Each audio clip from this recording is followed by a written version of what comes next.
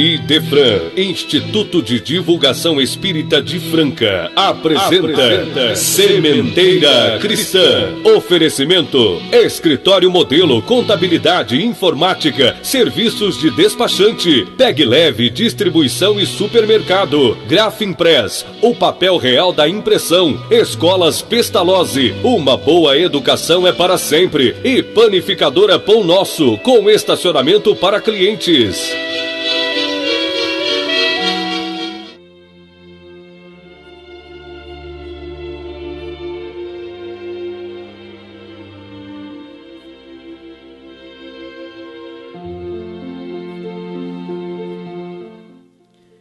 Divino Mestre e Senhor Jesus, ao iniciarmos a nossa conversa amiga desta manhã com aqueles que desejam sintonizar com os teus sublimes ensinamentos, formulamos as nossas humildes rogativas.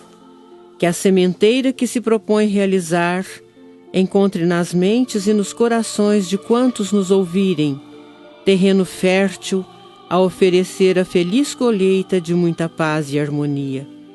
Que todos os lares, todas as famílias, todos os nossos irmãos recolham a luz da compreensão, da tolerância, da fraternidade, fazendo-se replenos das mais sublimes possibilidades. Que o Mestre Excelso Jesus nos abençoe a todos.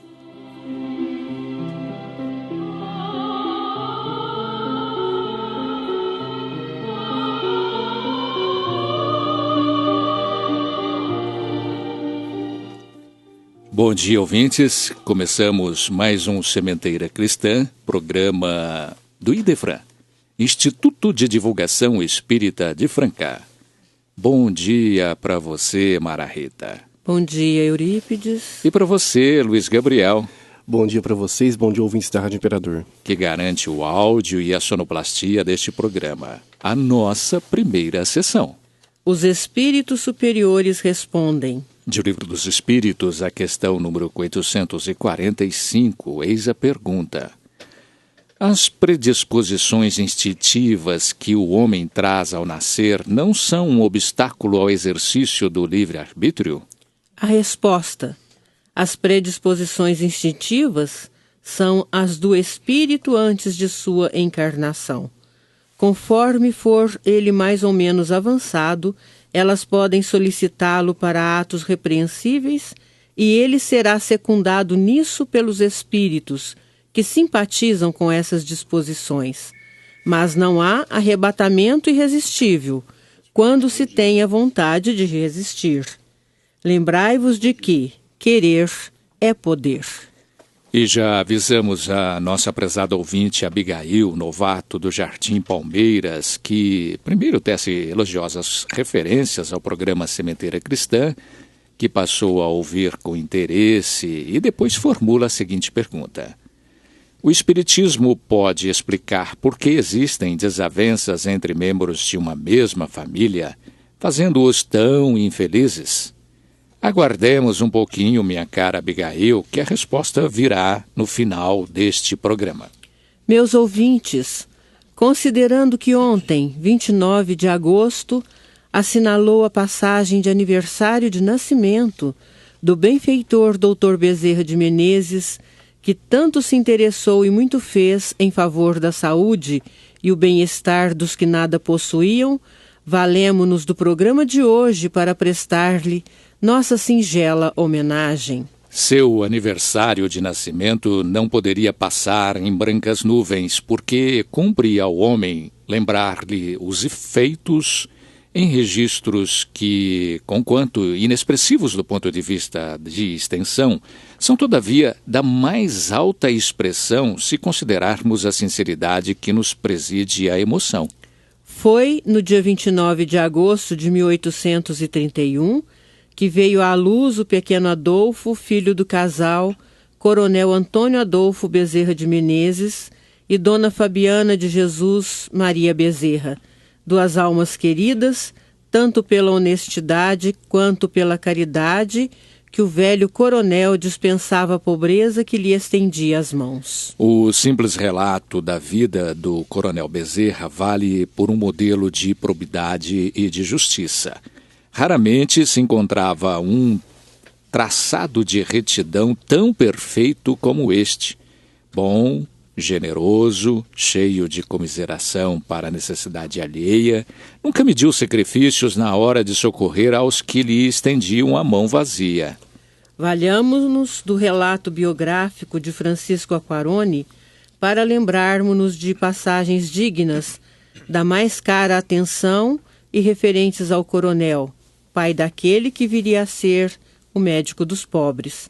Agora, ciente de que nada possuía, porque seus bens representavam valor menor do que suas dívidas, pensou bem e agiu rápido, não no sentido de reconquistar sua posição de rico fazendeiro, mas de salvar a sua honestidade. Como homem honesto a toda prova, procurou seus credores um por um e comunicou-lhes a intenção de entregar-lhes todos os seus bens. Mas os credores se reuniram e decidiram entre eles que a sua proposta fosse recusada. E foram muito além. Numa verdadeira homenagem ao caráter e à conduta irrepreensível do velho fazendeiro, assinalaram um memorial onde declaravam que os seus bens continuariam sempre seus, e que gozasse deles como bem o desejasse e só pagasse suas dívidas como e quando quisesse. E a insistência do coronel em transferir seus bens voltou a ser veementemente recusada. A partir daí, ele decidiu que não mais seria dono da fazenda, mas um simples administrador, e que os frutos pertenceriam aos seus amigos credores, a quem chamava de verdadeiros donos. Pelo fato de utilizar apenas o estritamente necessário para o sustento da família, essa utilização era realmente tão restrita que muitas vezes causava privações a si mesmo e aos seus familiares. De seus 4 filhos, Adolfo foi o menos aquinhoado pela sorte, pois a pobreza paterna o surpreendera ainda no curso médio, enquanto seus 2 irmãos mais velhos já tinham se formado em direito, profissão para a qual estava em curso a formação do terceiro. Por questões políticas, a família Bezerra, nos tempos em que as autoridades perseguiam impiedosamente os liberais, teve que se mudar para o Rio Grande do Norte. Aí, vemos uma nítida coincidência entre a natureza das atividades políticas de Antônio Bezerra de Menezes e as que seu filho Adolfo viria a exercer bem mais tarde no Rio de Janeiro. Em 1946, o velho Bezerra resolveu retornar ao Ceará, pois as perseguições políticas já não mais se verificavam, mas não voltou para a velha fazenda, mas para a capital do estado, onde fixou residência. Bem, chegada a hora de Adolfo empreender sua arrancada no rumo da profissão que escolhera, depois de vencer o curso médio com distinção, onde se destacou entre os seus colegas pela dedicação aos estudos e sua brilhante inteligência, e já com 20 anos de idade, alguma coisa tinha que ser feita pelos seus pais, ainda que as condições financeiras não lhes fossem favoráveis. Foi então que, com algum dinheiro escasso naquele tempo, 38 mil réis, o candidato a médico partiu para a capital do país, onde matriculou-se na Escola de Medicina do Rio de Janeiro. Ali, dedicou-se concentradamente aos estudos, até mesmo de maneira ensimesmada, sem muito relacionamento com os colegas, recolhia-se para os estudos e a meditação, sem que jamais tivesse tratado de assuntos referentes à religião qualquer que fosse, devendo ser dito que Adolfo fora criado sob o catolicismo, religião tradicional de seus ascendentes. O curso de Adolfo Bezerra de Menezes na Escola de Medicina do Rio de Janeiro ficou na vida daquele que viria a ser chamado o Kardec brasileiro, como uma página de importante afirmação de vontade e de fé extremada, que sempre o animaram na conquista do saber e da possibilidade de ser útil em favor dos seus semelhantes. Segundo seu biógrafo Francisco Aquarone, Bezerra, ao contrário de seus colegas que preferiam folgar-se, chegou a dar aulas em períodos que lhe sobrevinha alguma possibilidade de afastar-se das obrigações escolares, para abrandar-lhe a escassez de recursos para sobreviver. Era admirado pela sua linha de conduta impecável e pela sua bondade, razão pela qual lhe era geral a estima e a consideração. De corpo avantajado, mas de alma simples, de olhar meigo e inteligente, procurava sempre afastar-se da aglomeração e das repúblicas de estudantes, onde imperava o desrespeito e a ausência de bom senso. Preferia viver só. Mas, ao contrário de detestá-lo por isso, seus colegas aprenderam a ver nele uma espécie de conselheiro amigo. Suas palavras meditadas, plenas de reflexão e suavidade, eram ouvidas em silêncio pela turma que o cercava, cheia de respeito e admiração. No tema central de hoje, um espaço para o momento musical de reflexão. Vamos ouvir de Ayrton Moreira, vozes Ana Lívia e Vinícius Oliveira, Primeira Estrela.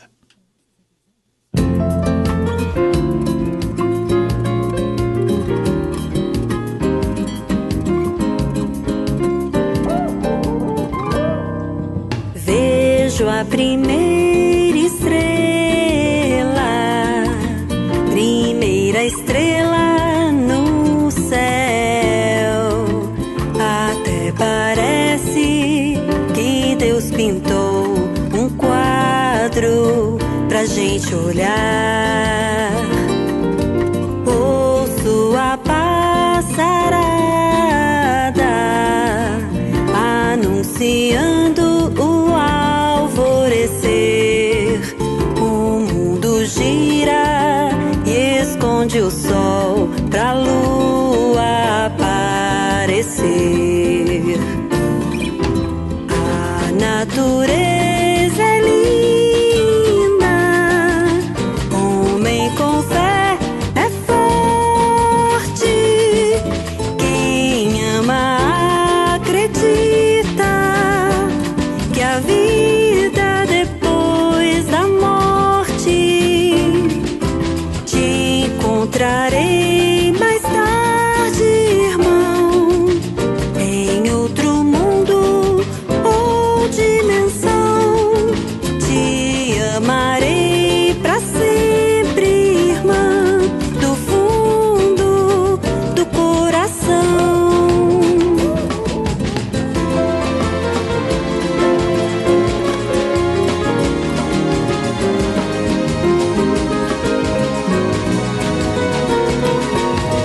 A natureza é linda, homem com fé é forte.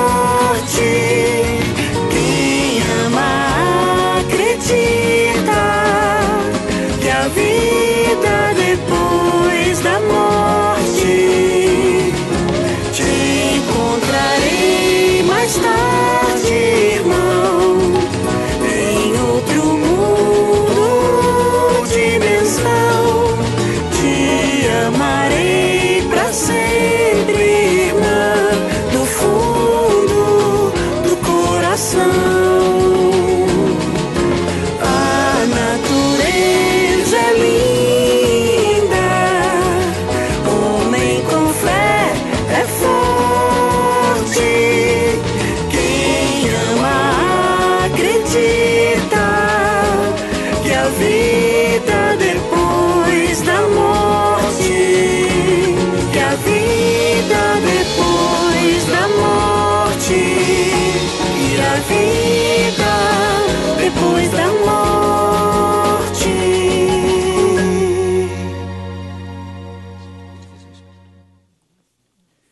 Naquele tempo, um sopro de ateísmo perpassava o mundo inteiro. As ideias heréticas agitadas pelas filosofias de todas as épocas secavam o campo espiritual, como um pampeiro destruidor, solapando as últimas raízes da fé que ainda resistiam no pensamento e no coração do povo. Somente os pobres de espírito nos conceitos cristãos, aqueles que não tentavam devassar o abismo dos conhecimentos, conservavam ainda o fervor religioso, mas a mocidade, principalmente os estudantes, à medida que conquistava maior cabedal de conhecimentos nas áreas objetivadas pelas escolas, sem qualquer compromisso espiritualista, declarava-se de um ateísmo que parecia irrevogável. Quanto a Bezerra de Menezes, a convivência com o ateísmo trouxe-lhe uma certa dúvida. E deste, então, um ceticismo brando começou a crescer e a tomar vulto no seu pensamento. No fundo, porém, carregava consigo uma certeza escondida em favor da existência de Deus e da alma. Essas eram questões que ele tratava em particular, preferindo guardar para si a forma de pensar que lhe garantiria, mais tarde, o convencimento em favor de alguma linha de pensamento que julgasse prevalente e que haveria de ser para toda a humanidade. No seu quarto modesto, cercado pela miséria do ambiente, assistiu à queda estrepitosa das velhas crenças e das superstições absurdas que até aquela data tanto haviam contribuído para impedir o voo do espírito e a maior amplitude do pensamento. Há um fato na vida de Bezerra de Menezes que, de tão citado, já se tornou por demais conhecido. Revela ele, contudo, a primeira manifestação do mundo invisível ao espírito do então jovem estudante. Certa vez, sentia-se o nosso futuro médico em sérias dificuldades financeiras. Não havia ninguém a quem ele pudesse recorrer. A única pessoa que às vezes lhe valia em momentos difíceis era um alfaiate, velho conhecido na província, que de quando em quando emprestava 10 ou 20 mil réis até que os alunos lhe pagassem pelas aulas particulares que lhes ministrava. Bezerra de Menezes vivia a experiência de escassez de recursos que o fazia sofrer muito.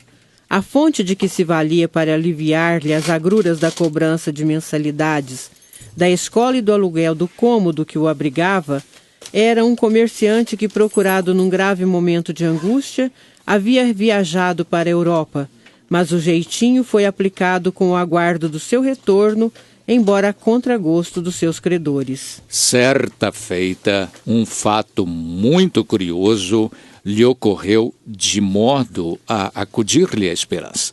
Já em frangalhos, enquanto estudava, recolhido no seu quarto, alguém bateu à porta. Ainda que, estranhando o horário, foi atender. Tratava-se de um moço, que parecia de boa linhagem, que lhe expôs a intenção de contratá-lo para aulas de matemática. Adolfo respondeu de pronto que era impossível, porquanto era justamente a matemática a matéria que se lhe mostrava mais difícil. O jovem insistiu, foi então que Bezerra lhe disse que ministraria as aulas desejadas e combinaram o dia de começar. O jovem, com aparência de rico, retirou dos bolsos o valor combinado e estendeu a mão, desejando entregá-lo ao professor contratado. Mas Adolfo recusou, dizendo que só receberia após o serviço prestado. O moço, porém, não concordou e fez questão de entregar-lhe o dinheiro, dizendo que voltaria na data aprazada, o que nunca aconteceu. Interessante registrar que isso preocupou muito o beneficiado. Adolfo, que nunca deixou de se referir a tal fato como uma das primeiras manifestações do auxílio que o mundo espiritual pôde dispensar a um espírito angustioso. Foi ao expirar do ano de 1856 que Bezerra de Menezes concluiu seu curso de medicina. Contava então 25 anos de idade. Com o diploma na mão e um anel de formatura no dedo, o novo médico deixava a faculdade, ficando para trás as lutas escolares, para surgir-lhe à frente as dificuldades do mundo aqui fora. Sua primeira ideia foi, obviamente, a de instalar um consultório, mas não tinha os meios necessários. Associou-se com um colega de turma mais aquinhoado pela fortuna e instalaram-se numa salinha no centro comercial do Rio de Janeiro. Os primeiros tempos foram desanimadores. Nada de muitos clientes, mas insistiram até que isso viesse a acontecer. Já na casa do Dr. Adolfo, não ocorria a mesma escassez de clientes. Formavam-se filas de pobres e deserdados a aguardar-lhe o atendimento que já tinham como milagroso. Seus diagnósticos já eram precisos, posto que durante o curso foi um dos mais aplicados e que de melhor maneira aproveitou tudo quanto lhe fora ensinado. Veio a ser, portanto, o detentor da arte de curar. Dos componentes das famílias que o procuravam, passou ele a atender aos amigos dos amigos. Esses, por sua vez, não regateavam louvores e seu nome criou fama em todo o bairro onde morava e clinicava, porque ali muitos eram os pacientes curados até mesmo de enfermidades antigas e tidas como incuráveis. Mas os seus colegas médicos em nenhum momento lhe invejavam o sucesso, porque a sua clientela não lhe garantia rendimento qualquer. É que eles não detinham a menor possibilidade de pagar a consulta, por menor que fosse o seu valor. E de sua parte, Bezerra nunca falou em dinheiro para os seus clientes. O que lhe movia no exercício da medicina era, na verdade, a sua irresistível vontade de livrar seus semelhantes do sofrimento. Como não curar, como não livrar seus semelhantes do sofrimento, se esse objetivo era até onde chegava a sua fé no poder da caridade. Contam os seus biógrafos que, certa feita, após atender uma pobre senhora que buscava aflita a cura de séria enfermidade que acometia seu filhinho, que, tendo recebido a receita das mãos de Dr. Bezerra, confessou não ter dinheiro para o remédio. Bezerra revirou os bolsos e, verificando que não tinha uma única moeda, tirou seu anel de formatura e o deu à consulente. De outra vez, sendo abordado na rua por um pai de família desesperado ante a pobreza, o desemprego e a enfermidade de familiares queridos, rogou a Dr. Bezerra que lhe ajudasse. Nada tendo com que pudesse ajudá-lo, eis que o médico dos pobres, justificando que nada tinha a oferecer-lhe, restava-lhe o abraço sincero, e com ele as rogativas que para aquele chefe de família desesperado chegasse do alto os recursos que lhe diminuíssem o sofrimento.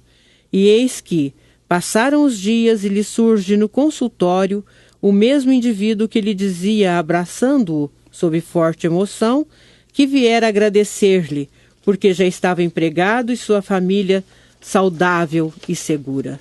Mas para sobreviver era necessário algum ganho.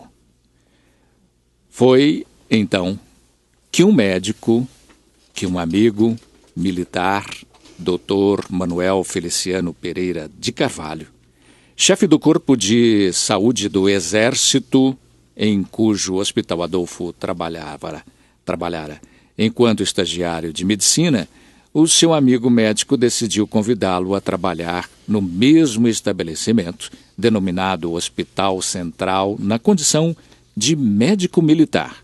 E Bezerra aceita o encargo. Ali, no empenhado exercício da medicina, juntavam-se de novo o ex-aluno Bezerra e seu ex-professor Dr. Feliciano, a expor novamente a sua admiração recíproca, um pelo fato de ter sido aluno disciplinado, inteligente e dedicado, o outro pelas mesmas qualidades, mas a particular admiração pelo brilho e conduta moral do discípulo dedicado. Desenvolvendo seu extraordinário talento no campo da cirurgia, Dr. Bezerra veio a ser designado médico militar e recebido como sócio efetivo da Academia Nacional de Medicina. Nunca, porém, Dr. Adolfo deixou de socorrer aqueles que o procuravam. Jamais esqueceu de seu compromisso moral com a vida e a saúde também daqueles que nada podiam pagar e a sua clientela pobre aumentava, vindo cada vez mais de longe.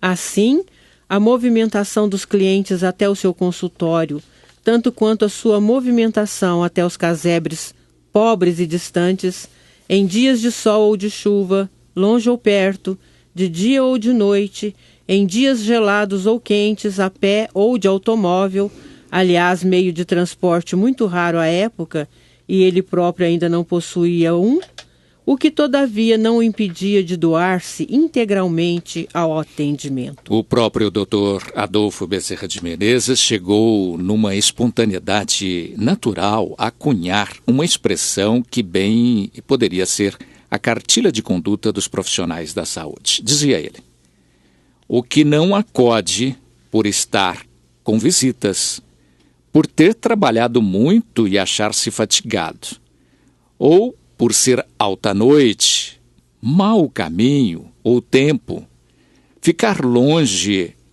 ou no morro, o que sobretudo pede um carro a quem não tem com que pagar nem uma receita, esse não é médico. É um negociante de medicina que trabalha para recolher capital e juros dos gastos da formatura.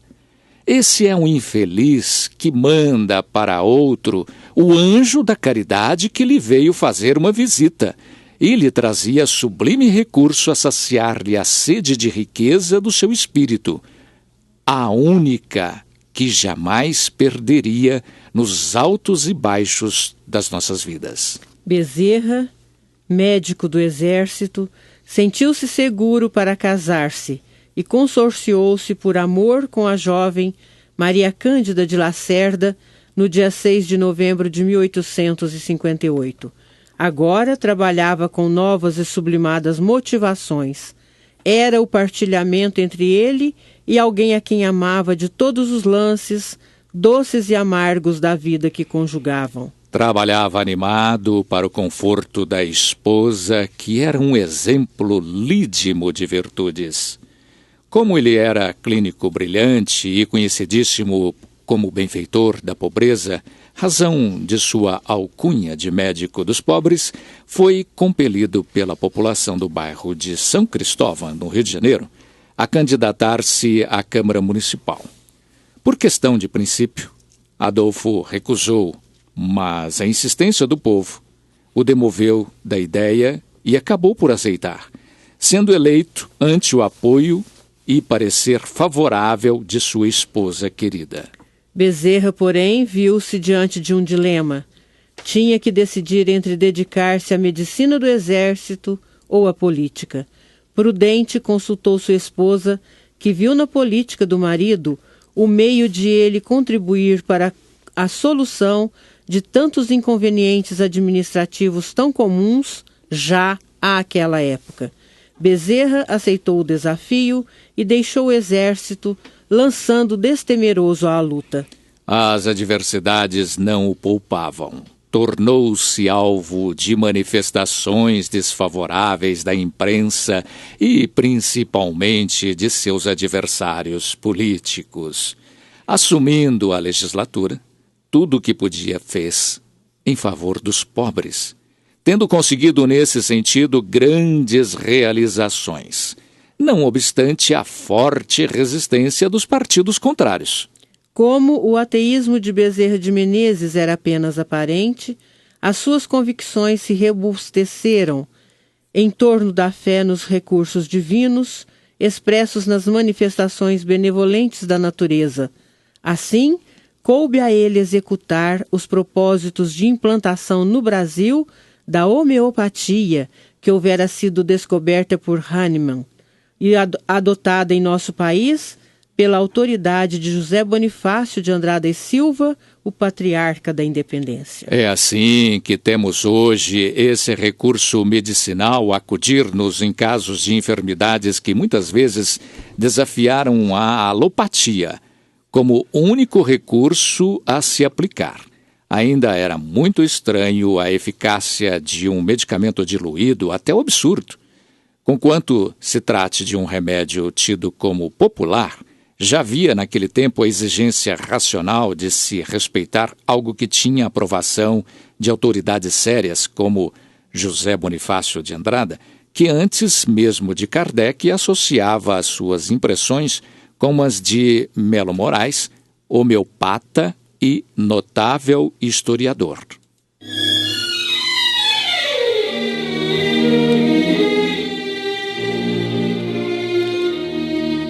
Estamos apresentando Sementeira Cristã. Oferecimento: Escritório Modelo Contabilidade, Informática, Serviços de Despachante, Escritório Modelo Centro e Estação, Pegue Leve Distribuição e Supermercados, Cesta Básica, Produtos de Limpeza, Descartáveis, Sucos em Pó e Líquidos, melhores preços para sua empresa. Distribuição Rua Carlos de Vilhena 4270, Vila Imperador. Televendas 16 3707 2870. Loja Estação, Rua Voluntário Mário Mazzini 1902. Fone 16 3723 2888. Escolas Pestalozzi, Educação Infantil, Ensino Fundamental, Ensino Médio. Agende uma visita. Fone 3711-0100. Pestalozzi educa, humaniza e faz crescer. Escolas Pestalozzi, uma boa educação é para sempre. Acesse www.pestalozzi.com.br. Grafimpress, o verdadeiro papel da impressão. Rua José Bonifácio 361, Vila Nicásio, 3722-0410 e 3722-0418. Panificadora Pão Nosso, Rua Padre Anchieta 2163 Centro, 3722-2933, com estacionamento para clientes. Idefran, Instituto de Divulgação Espírita de Franca, Major Claudiano 2181 Centro, www.idefran.com.br.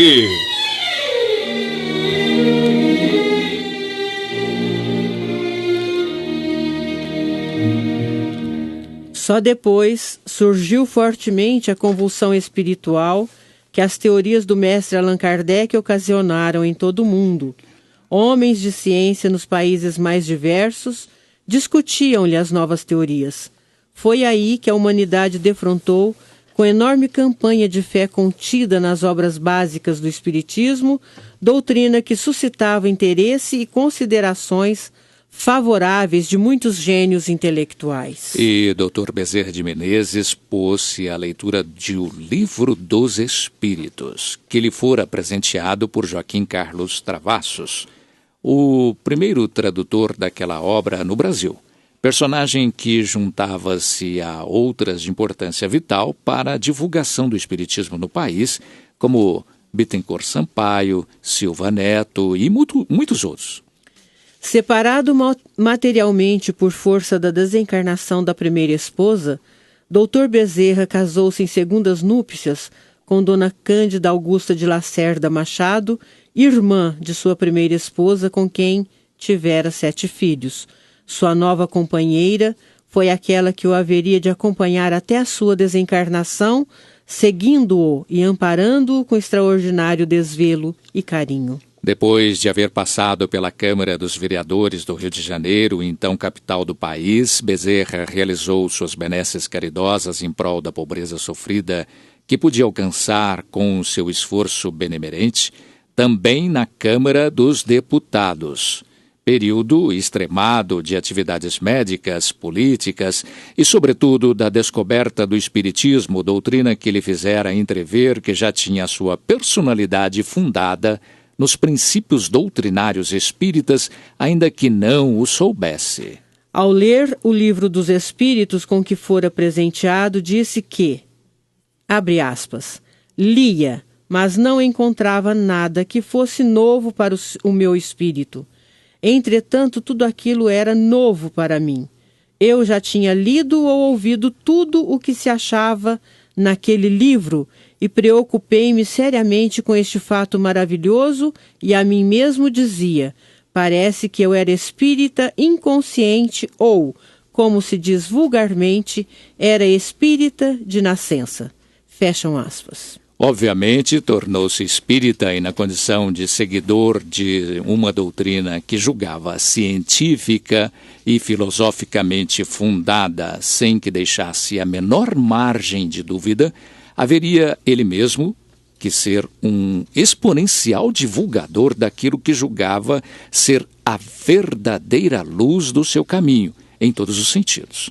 Foi assim que assumiu cargos de proeminência no movimento espírita, tendo sido, entre outros cargos diretivos, presidente da Federação Espírita Brasileira.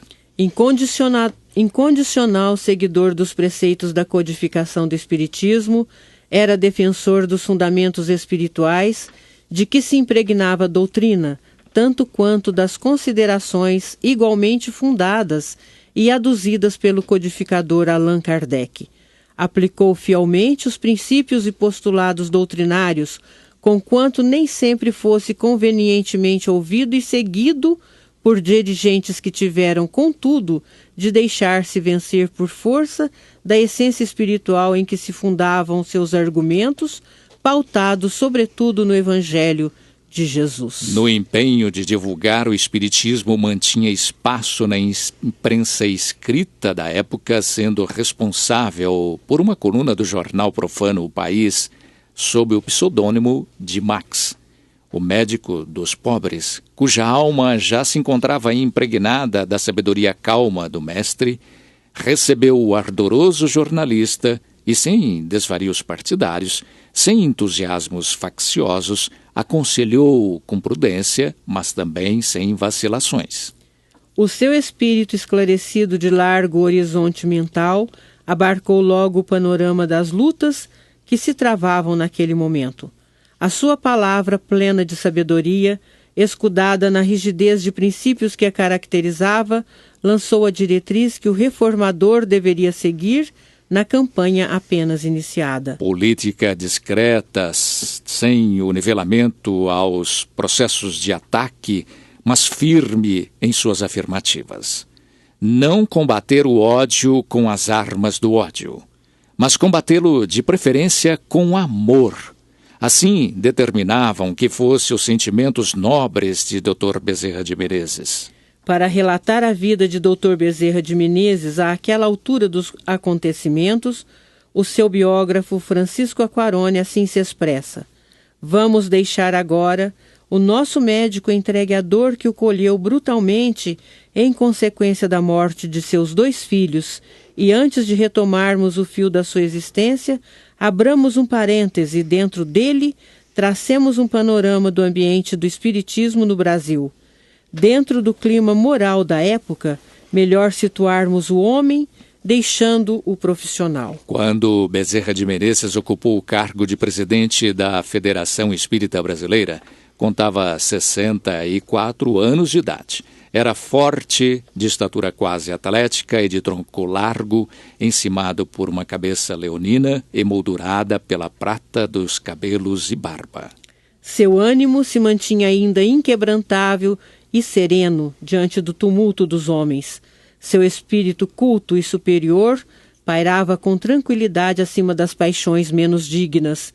Contudo, um desgosto profundo habitava-lhe o coração. O desgosto que lhe trazia a incompreensão da humanidade quanto à sua verdadeira missão na terra.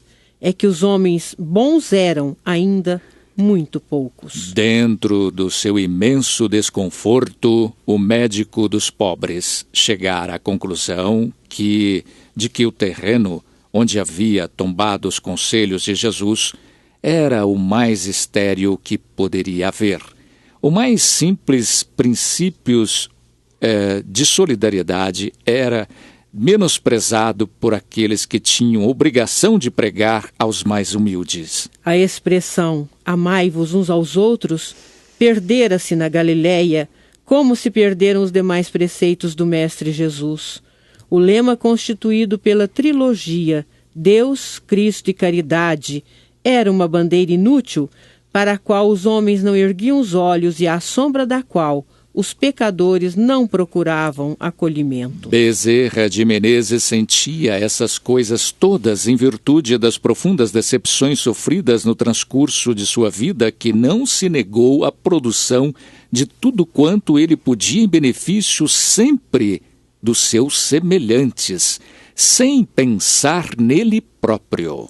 A política que o absorvera durante longos anos e onde ele ingressara com a melhor das intenções, quais as de promover realizações em favor dos necessitados, apresentou-lhe tantas decepções, principalmente por parte daqueles que deveriam, na condição de políticos, ser seus pares e cooperadores. Aprendera, contudo, na política tal como ela era, coisas que lhe seriam úteis nas considerações do conjunto de fatores que nos regem a vida na face de um planeta de provas e expiações. Vira que era um proceder normal entre muitos, que a traição constituía moeda corrente, que solapava o caráter e a dignidade dos homens, tornando-os meros conquistadores de posições. A assistir ao jogo nefando das paixões, no tablado negro das competições, ódio, amor aos ideais inconfessáveis, desrespeito aos princípios partidários, vinganças, delações, tudo que é torpe e deturpador da justiça e do direito desfilara diante dele atônito, porém atento. Em sua passagem pela vida pública, Bezerra de Menezes tivera uma visão inequívoca do panorama negro de certas lutas entre os homens. Se para muitos isso constitui uma escola perniciosa de vícios e de crimes morais, para ele todavia serviu para dar maior apuro ao caráter, ao homem de dedicação política no sentido de realização popular, mas sobretudo ao médico dos pobres, porque o que para uns é mal, para outros torna-se um bem. E para Dr. Bezerra foi ótimo. É que ele tornou-se, desde então, apenas médico, de maneira a poder acudir em tempo integral a tantos que lhe confiavam a solução de suas enfermidades e aflições do espírito. Foi esta a posição do homem e do profissional Bezerra de Menezes, a compor-lhe a personalidade ímpar, quando submisso à enfermidade que eliminara as forças físicas, sem comprometer-lhe as forças do espírito, foi carinhosamente acolhido para a dimensão maior, às 11h30 do dia 11 de abril de 1900, na cidade do Rio de Janeiro. O inesquecível apóstolo do espiritismo no Brasil, o abolicionista inflamado, o antigo líder do Partido Liberal, o vereador, o deputado de várias legislaturas, o presidente da Federação Espírita Brasileira, mas, sobretudo, o exponencial da caridade, o médico dos pobres.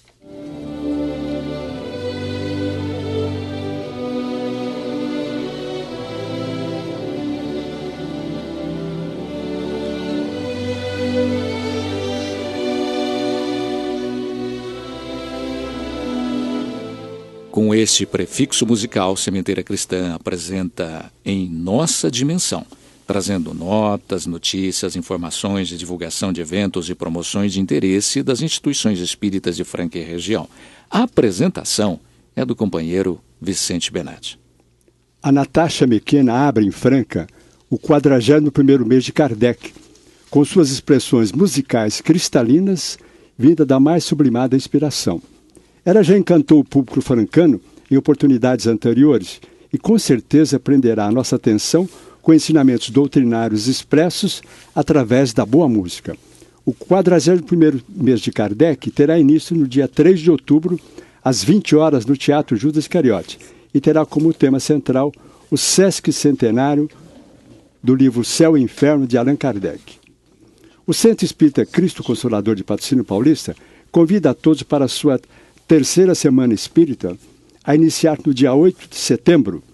Ilustres oradores estarão presentes em palestra que terá início sempre às 20 horas no Centro Espírita Cristo Consolador, a Rua Tenente Joaquim Cândido, Vila Ípica, Patrocínio Paulista. Evento igualmente interessante é a Confraternização Espírita de Patrocínio Paulista de Tirapuã, que se dará no dia 12 de setembro, com o tempo para estudos sobre a mediunidade, com o confrade orador Eduardo Guimarães, Niterói, Rio de Janeiro.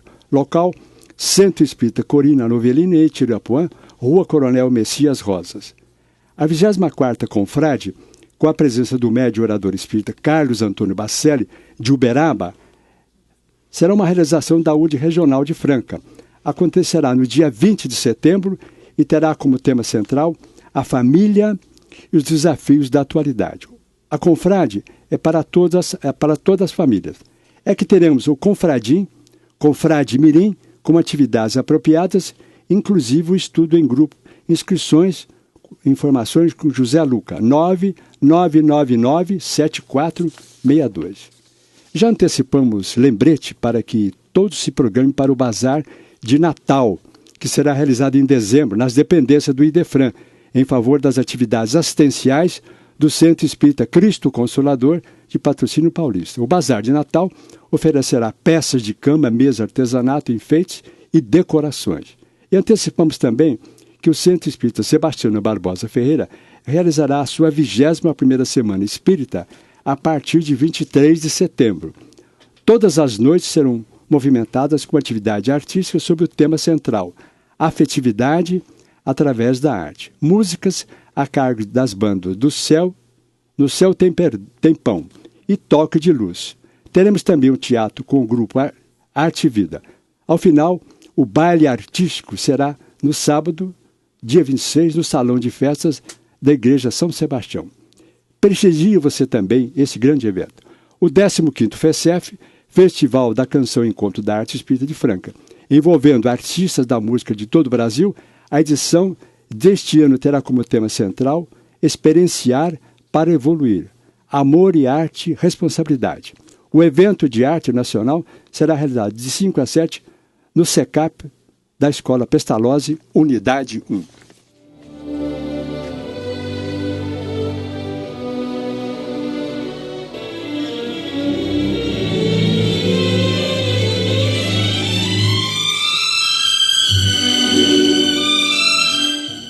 A seguir, no Sementeira Cristã, Claramente Vivos. Hoje vamos ouvir mensagem que fora dirigida pelo espírito de Silmara aos seus queridos familiares, especialmente ao seu pai Dimas, com quem muito se preocupa em razão do imenso carinho e tristeza com que ele se lembra dela em tempo maior.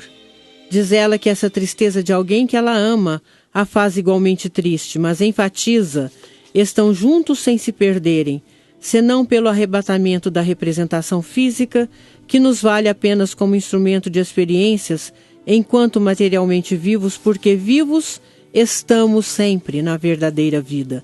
Vamos ouvi-la na interpretação do nosso companheiro Euri Carvalho. Querido papai Dimas e querida mãezinha Araci, peço-lhes me abençoe. Parece que sou hipnotizada pelos anseios do paizinho Dimas. Basta que ele me requisite a palavra, eis-me aí, tentando atender. Temos aqui muitos amigos. Entretanto, eles optaram pela concessão do lápis em minha mão, a fim de manifestar-me. Papai, o seu entusiasmo por sua filha me envaidece, porque parte de sua ternura paternal. Mas peço-lhe compreender que sua filha ainda é muito pobre de recursos para satisfazê-lo. Continuo lutando para consolidar os valores que requisito, a fim de ser melhor.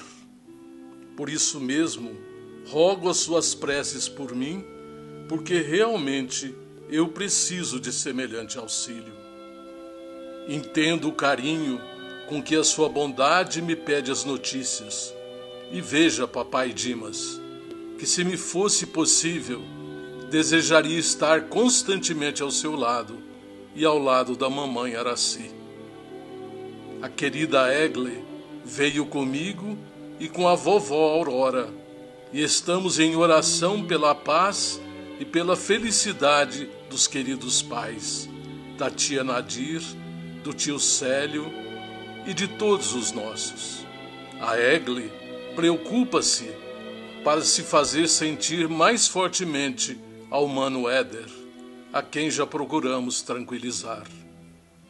Papai Dimas, quando queira me oferecer alguma lembrança, ajude a alguém, lembrando-se de sua filha.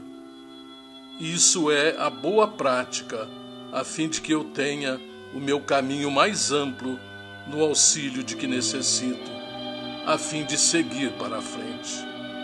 Rogo sempre otimista, sempre lendo a cartilha da esperança, e não tenho motivos para me queixar, mas sinto por dentro de mim própria a esforçar-me com mais vigor para atingir o porto da paz, de maneira a servir em favor de quantos amamos. Sei que as minhas cartas, como que se parecem missivas de namorada dos pais queridos, mas sei que me compreendem e me perdoam. Mãezinha Araci, na vida espiritual, parece que o coração da gente se torna mais sensível, e vocês dois, pais abençoados de meu caminho, são as duas almas queridas, às quais posso me confiar inteiramente. Peço ao papai Dimas procurar um tratamento de saúde com a orientação do médico de sua confiança, pois estou vendo essa necessidade. Papai, o corpo é a nave em que o espírito viaja através dos dias, buscando realizar as tarefas que lhe foram confiadas. Por isso é preciso trazer semelhante barco sempre habilitado para a vida, tão tranquila quanto possível.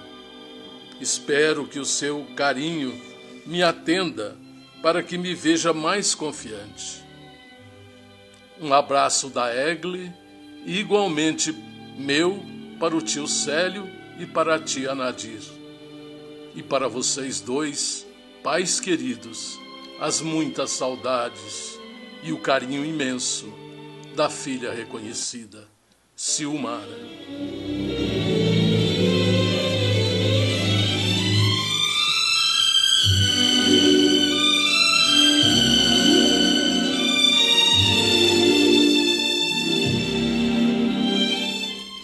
CHB Sistemas, setores calçadista e agronegócio. Dia após dia cuidando dos sistemas de sua empresa. Avenida Antônio Barbosa Filho, 1005, Jardim Francano, telefone, área 16 37130200 ou www.chb.com.br, facebook.com/CHB Sistemas ou e-mail atendimento@chb.com.br.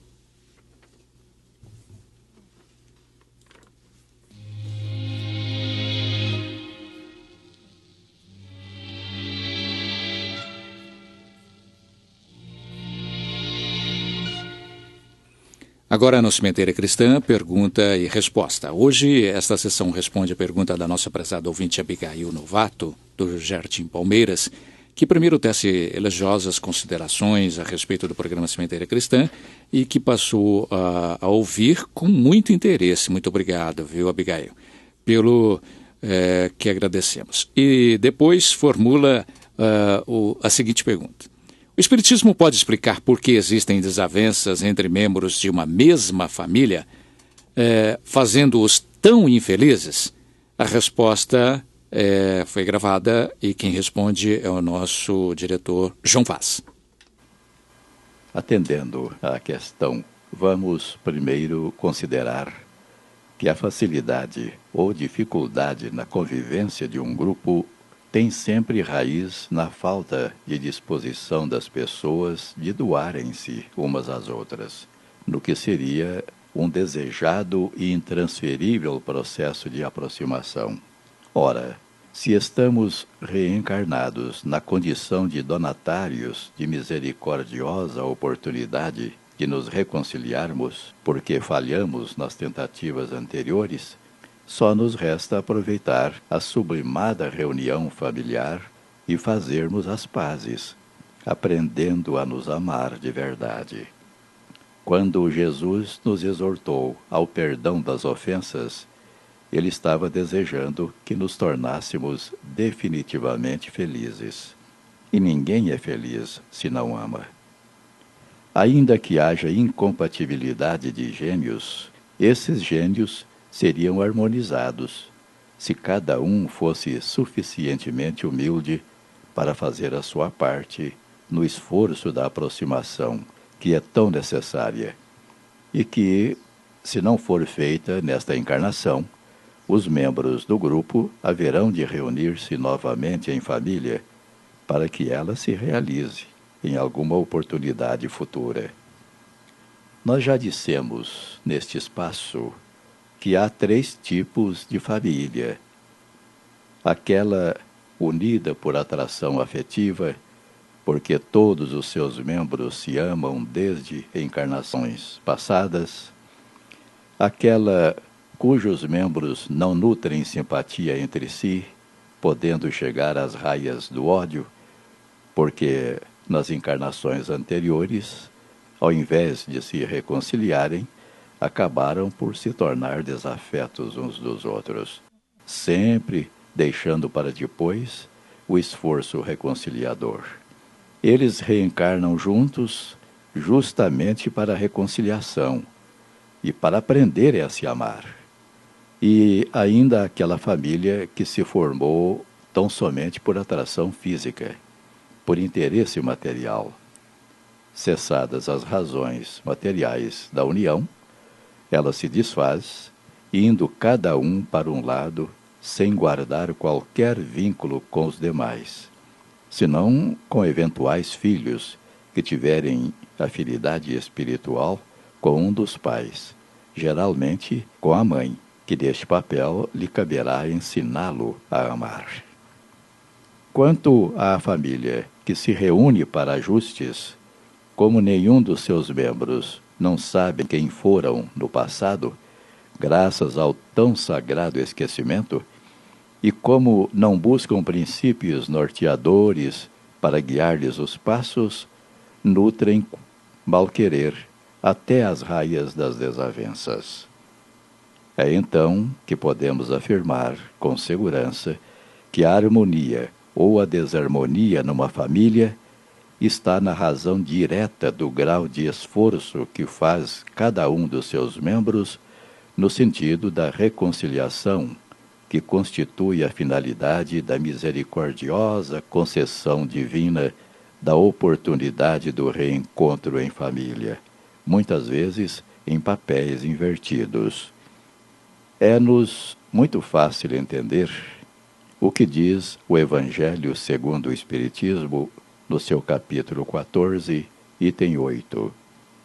As famílias espiritualmente constituídas são duradouras, se fortificam e se projetam no mundo dos espíritos através das diversas migrações da alma. Já as famílias constituídas por laços meramente corporais são frágeis, como a própria matéria. Extinguem-se com o tempo e quase sempre se dissolvem moralmente, desde a vida atual.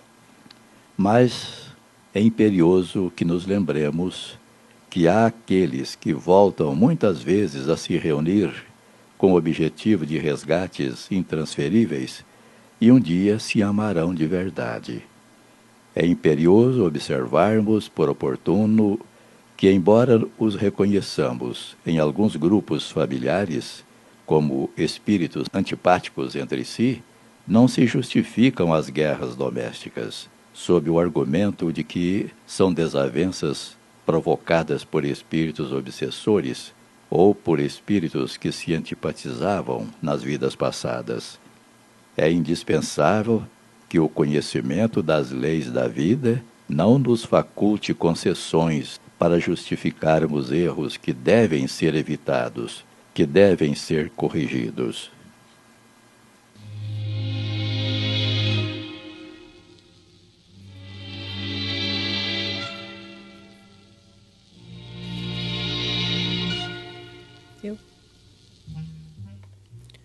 Envie sua pergunta para a Idefran, Rua Major Claudiano, 2181 Centro, CEP 14.400-690, Franca, São Paulo.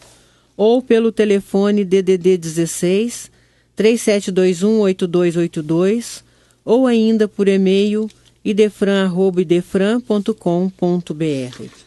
A descoberta de si mesmo é apanágio de cada um. Com este lembrete do espírito André Luiz, pela psicografia de Chico Xavier, encerramos o nosso Sementeira Cristã, agradecendo pela audiência. Lembrem-se que o Sementeira Cristã pode ser ouvido também pela internet em tempo real, www.radioimperador.com.br, a qualquer hora, www.idefran.com.br. Apresentaram Eurípides Mendonça e Mara Rita Dias. Participação de Vicente Benatti, Uri Carvalho e João Vaz. Inserção virtual, Antônio Carlos Essado. Áudio e sonoplastia, Luiz Gabriel. Fiquem agora com a celebração dos nossos irmãos católicos.